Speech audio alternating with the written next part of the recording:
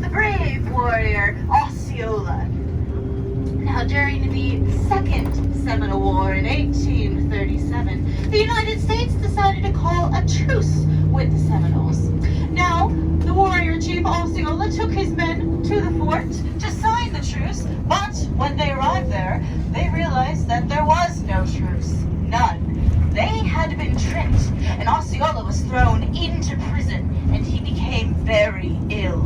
Now, it was at this time that a local doctor by the name of Dr. Frederick Whedon took to caring for Osceola.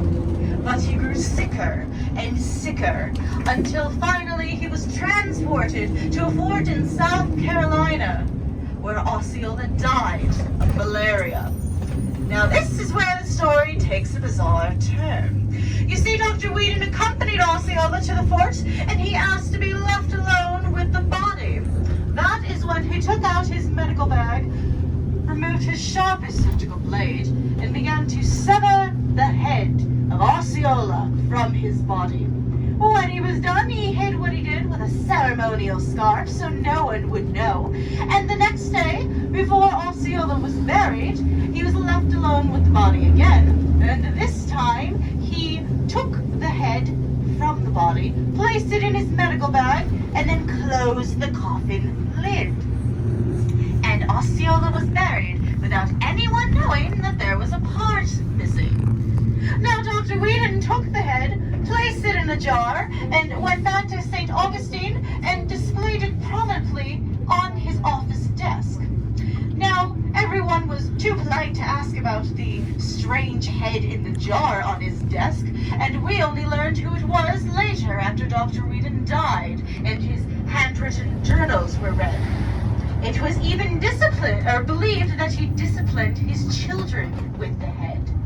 It was said as if his children misbehaved, he would take the head, place it on their nightstand, and send them to bed for the night, locking the door.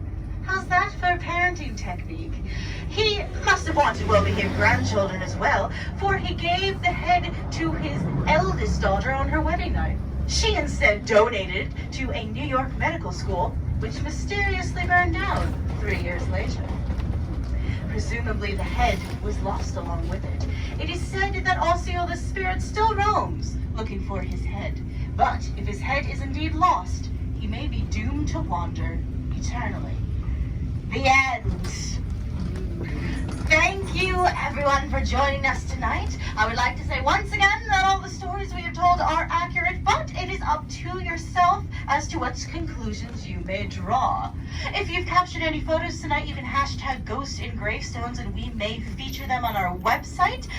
If you look on the back of your ticket, it is a postage prepaid card. We would love to hear from you. Please leave a review, and it will go straight to our offices in Key West, Florida.